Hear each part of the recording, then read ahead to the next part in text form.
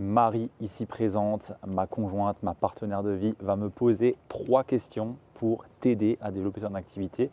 Et je n'ai aucune idée des questions qu'elle va me poser et les réponses seront complètement spontanées. Donc, let's go, C'est on y va. parti.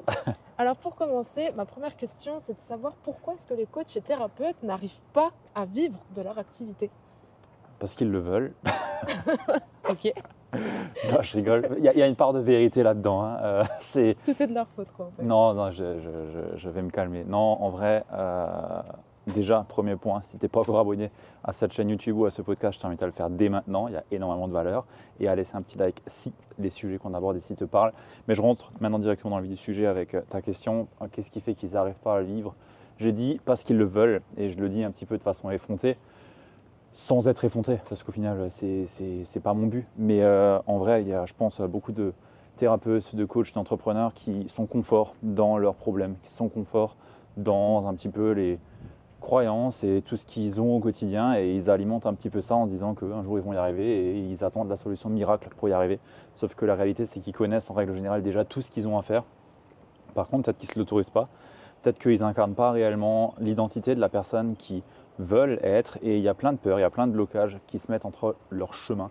Et il y a un moment donné où il faut prendre le taureau par les cornes et vraiment se dire ok, à partir d'aujourd'hui, j'arrête de jouer petit, j'arrête de me limiter et je vais commencer à réellement travailler sur moi, je vais commencer à réellement travailler sur mon identité et ensuite trouver une stratégie qui va fonctionner pour moi. La majorité du temps, la plupart, enfin même franchement, à chaque fois qu'on parle avec des gens, ils savent ce qu'ils ont à faire, par contre ils ne le font pas et à chaque fois ça revient au même, c'est des blocages internes, c'est des croyances qui sont limitantes, c'est des peurs et on est souvent bien plus confort avec ces peurs et avec ces limites que d'en sortir à un moment donné et laisser tomber le masque et vraiment travailler. D'où ma réponse, c'est parce qu'ils le veulent. Il y a du vrai et il y a du faux aussi là-dedans. Mais ouais, Est-ce j'ai envie de dire que ça. tu remarques peut-être que ça touche plus les personnes qui ont encore une activité à côté, qui leur ramène déjà peut-être un peu d'argent et qui du coup se prennent un peu plus de temps pour faire fonctionner leur activité? Ou pas Euh, trop? oui et non, ça dépend parce que les personnes qui sont en salariat, et Ouais. là j'ai envie de te prendre mon exemple, on voit tous les jours ce que ça nous coûte de rester dans notre job et à quel point ça peut être pénible. Et on voit le coût finalement à pas réellement vivre de notre activité. Donc j'ai envie de te dire oui et non. Là où une personne qui a le confort d'avoir son chômage, parce qu'en France, il y a la chance quelque part d'avoir C'est ça. ces 2 années de chômage, elle reste un petit peu plus tranquille et va peut-être un petit peu moins oser se dépasser et avancer. Donc j'ai envie de te dire oui et non. Après, c'est pas une généralité, hein, clairement, c'est pas une généralité. Ok. Je passe maintenant à la deuxième question. Allez, Alors, comment faire pour attirer des clients, les fameux clients de cœur, sans pour autant avoir l'impression de se vendre? sans avoir alors, la nuance sans avoir l'impression de se vendre, elle est C'est pas mal. ça. Comment attirer et signer ses clients de cœur? Déjà, un premier point, c'est connaître son client de cœur. Et quand je dis connaître son client de cœur, une personne elle a un cœur, elle n'en a pas 10. Et quand je dis ça, ça sous-entend qu'il y en a un et il n'y en a pas 10. Il y en a un, une seule cible. Et ça, c'est une erreur commune que beaucoup de personnes peuvent faire à leur début, c'est qu'ils ont plusieurs cibles, plusieurs problématiques, ou alors une cible, et ils les aident sur plein de problématiques. C'est comme si tu me disais, je suis thérapeute, j'accompagne des personnes à sortir du burn-out, mais en même temps, je les aide aussi à faire un régime et perdre 3 kilos. Et je les aide aussi à résoudre leurs problèmes de couple. Et ainsi de suite, et ainsi de suite, et ainsi de suite. Et ça, il y en a beaucoup. Et malheureusement, plus on est, on va dire, large, au moins on touche vraiment les personnes qu'on veut accompagner et qu'on veut cibler, et au moins ça fonctionne. Donc premier point, connaître sa cible Ouais, ok. de cœur et vraiment être connecté avec cette cible de cœur. Quand je parle de connecter, c'est à un moment donné avoir un lien avec elle. Je veux dire, nous aujourd'hui, on accompagne les coachs et les thérapeutes, il y a une histoire derrière, il y a un lien derrière.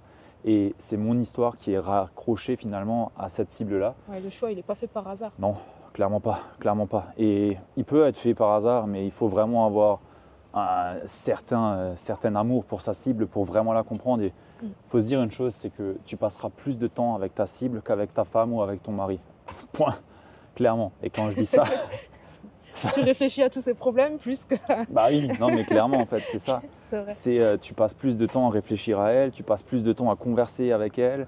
Je veux dire, si tu n'es pas réellement amoureux de ces problèmes, ça va être compliqué de développer une Ouais. activité. Donc voilà, premier point. Deuxième point, c'est tout simplement la stratégie d'acquisition qu'on va prendre en compte. la stratégie qu'on va tout simplement choisir. Et quand je dis choisir, ça veut dire qu'il y a un choix à faire. C'est pas j'essaie de faire du Facebook, du Instagram, du LinkedIn, du YouTube, un podcast et une liste email. C'est je choisis délibérément là où je veux développer mon activité et ce que je veux mettre en place. Et ça, c'est dur pour beaucoup de personnes parce qu'on se dit qui peut le plus, peut le moins. Sauf qu'en fait, à force de… être visible partout où tu toucheras plus Alors qu'en fait, non. Non, parce qu'on ne maîtrise pas. On maîtrise pas. Et ça, c'est la pire des erreurs, c'est que quand on veut développer une activité, il faut maîtriser un canal, il faut avoir une visibilité, il faut avoir une autorité. Et ça ne se construit pas en mettant quelques petites actions à droite et à gauche sur un média. Non, il faut vraiment être focus sur un seul endroit et permettre tout simplement d'aller chercher un momentum. Donc ça, c'est un très gros point, le momentum. On veut chercher du momentum. Le momentum, c'est quand à un moment donné, on attrape le bon, on trouve finalement le bon angle entre notre message, notre offre, ce qu'on veut diffuser et les personnes qu'on veut accompagner et l'offre qu'on a à proposer. On a un match parfait entre tous ces éléments-là et ça nous amène tout simplement à un moment donné d'avoir une espèce de roue qui se met en place, une roue positive qui va tout simplement nous amener des clients et on va avoir l'impression que d'un coup, ça marche enfin. Et c'est un petit peu l'analogie des arbres, tu vois, les fruits, c'est ce qui pousse en dernier. Je veux dire, ton arbre, au début, il est tout petit et c'est qu'après 1 an, 2 ans, 3 ans, tu vas avoir les fruits, tu vois. Ouais. Et ça, il faut l'accepter. Et trop souvent… C'est vrai, le chemin, il peut être très long en fait. Il ne faut pas vouloir précipiter les choses en étant partout à la fois, en fait, c'est ça. Exactement. Il ne faut pas oublier qu'à un moment donné, les fruits, ils vont être présents en fait. Par contre, les fruits ne pousseront que sur un terreau qui est fertile, dans un endroit qui est propice à ces types de fruits. Voilà, bon, on ne va pas faire des analogies sur les fruits encore pendant longtemps, mais… Prépare bien le terrain, un terrain. Ouais, voilà, en gros, le message, c'est ça, quoi. Okay. Tu vois, je veux dire… Et c'est pas parce que ton arbre, il fait 10 cm là et tu te dis, ouais, il poussera jamais, ça avance pas, qu'il faut en pousser un autre et plus l'arroser, ou alors l'arroser un petit peu. C'est la meilleure des façons d'éclater ton activité. Donc voilà. Et après, troisième point sur comment attirer ses clients de cœur, c'est à un moment donné, il faut aussi aller au contact de ces personnes-là. Et ça, trop souvent, on n'ose pas parce qu'on se dit on va déranger ou on peut pas ou je ne sais quoi. Mais en fait, il faut se dire une chose, c'est que les gens qui rentrent dans ton réseau social, c'est comme s'ils rentraient dans ton magasin. Et une personne qui rentre dans ton magasin, tu l'accueilles, tu lui dis bonjour. Tu regardes comment tu peux l'aider, tu regardes si elle veut acheter des vêtements, des serviettes ou je sais pas quoi, ce que tu vends. Mais tu la laisses pas en plan et tu lui dis pas bonjour et tu la regardes pas. Et la majorité des personnes, en fait, c'est ce qu'ils font. Ils les font rentrer dans leur magasin et puis c'est tout. Et puis ils se disent, il n'y a aucun client. Si en fait, tu as un magasin, il y a 50 personnes dedans, sauf que tu n'es jamais allé voir qu'est-ce qu'ils ont besoin, qu'est-ce qu'ils font, qu'est-ce qu'ils viennent chercher. Et forcément, ça marche pas en fait. Voilà. Donc, je pense avoir répondu à ce que j'ai pu… ce que tu as pu me demander ici. Effectivement. Du coup, je peux passer à la troisième question que je t'ai préparée, qui est comment est-ce que du coup on peut se démarquer en sachant que des coachs, des thérapeutes, il y en a quand même de plus en plus. On peut dire que c'est quand même assez concurrentiel maintenant. Qu'est-ce qui peut faire qu'on se démarque par rapport à tous les autres? Alors, c'est concurrentiel, oui et non. Je t'invite à rentrer dans un supermarché et regarder autour de toi combien est-ce qu'il y a de coachs et de thérapeutes. Je suis quasiment certain que tu seras la seule personne dans ton magasin. Il n'y en a pas tant que ça, ou alors tu vas les compter sur les doigts d'une main en fait. Et pour, je sais pas moi, 1000 personnes dans le Leclerc, ça fait un peu beaucoup, mais on va dire, je sais pas moi, sur 500 personnes dans le Leclerc, il va peut-être y avoir 2 ou 3 thérapeutes dedans. C'est rien en fait. C'est absolument rien. Donc en fait… C'est vrai que c'est parce qu'on est tous concentrés sur un réseau et on a l'impression de tous les voir au même endroit, mais en fin de compte, si on ouvre un peu le champ.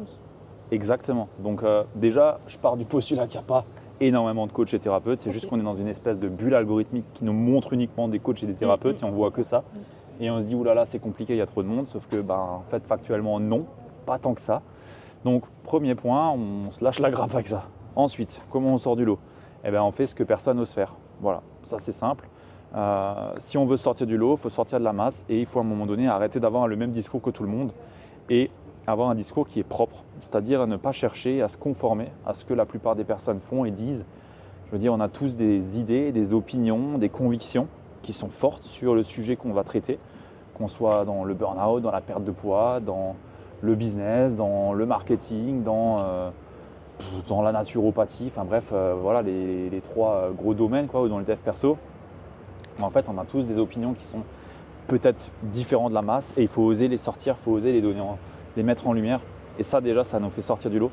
Et oui, en faisant ça, on va forcément avoir des critiques parce que quand on a une opinion qui sort du lot, bah, naturellement, il y a des gens Oui, à c'est qui ça. ça va plaire et que ça va pas plaire. On aura Et tendance à vouloir se dire je vais avoir un message qui est assez lisse, comme ça au moins il parlera à tout le monde, il fera pas trop de vagues. Et puis j'ai mis mon petit post et puis voilà. En ouais, fait, c'est pas ce qu'il faut faire quoi. là c'est pas mal ça. J'ai mis mon petit post, on va pouvoir rebondir là-dessus parce qu'il y en a beaucoup, ils pensent que leur activité se résume à ça. C'est bon, j'ai fait mon post. Ouais, Bah et oui. alors? Et maintenant, qu'est-ce qu'on fait, tu vois? Et ouais, j'ai mis mon post, mais on s'en fout en fait, ton post, c'est pas ça ton business. À un moment donné, il y a un peu plus qu'un post à faire. Ouais, clairement, si on veut sortir du lot, il faut accepter de faire du bruit. Et si on veut avoir un message qui passe au-dessus de la masse, bah, il faut s'autoriser à un moment donné aussi à être visible. Et là, on revient sur les fameux blocages que tu as demandé au début, tu vois. Ouais. C'est, on a peur d'être visible et naturellement, quand on a des idées qui peuvent être un peu tranchées, bah, naturellement, on va être beaucoup plus visible que si on ne disait rien et qu'on restait dans nos petits coins et qu'on se disait juste, bah, c'est bon, j'ai fait mon post avec les 3 astuces pour sortir d'une relation toxique. Oui, bon, tu es peut-être la 500e personne dans la journée qui a fait un post sur le sujet. Naturellement, tout le monde s'en fout en fait. Par contre, raconter comment est-ce que toi tu es sorti de ta relation avec un pervers narcissique qui t'a séquestré ou j'en sais rien moi. Bon, Ouais, partir de voilà. son vécu, de son expérience en fait. Voilà, à partir de son expérience, de son vécu, Mm. amener des idées qui peuvent être controversées en disant que bah, peut-être tu étais avec un pervers narcissique. On prend le sujet du pervers narcissique, tu étais avec un pervers narcissique et faire un post qui t'amène que mon conjoint qui abusait de moi m'a sauvé la vie, tu vois. Enfin, un truc vraiment clivant, tu vois, à se dire mais qu'est-ce qu'elle raconte cette personne? C'est Voilà. clair que c'est pas. Non, mais ça fait. voilà. Ça donne de l'intérêt et on a envie d'aller voir et de comprendre. C'est ça, et puis ça humanise, ça amène des partages qui sont personnels, et puis bah, ça nous permet de sortir de la masse, parce que notre histoire, elle est unique. Personne n'a notre histoire. Personne s'appelle Marie-Cynthia. Parce que C'est vrai. Marie s'appelle Marie-Cynthia, pardon. Mais personne ne s'appelle Ludovic. Personne ne s'appelle Théo. Enfin voilà, je veux dire, on est tous différents, on a tous une histoire qui est unique, et à un moment donné, si on veut sortir du lot, bah, faut accepter que pour sortir du lot, il faut dire des choses qui sont en dehors de ce que la masse fait. Ouais. Et surtout, il faut aussi à un moment donné mettre en place des actions que personne ne fait.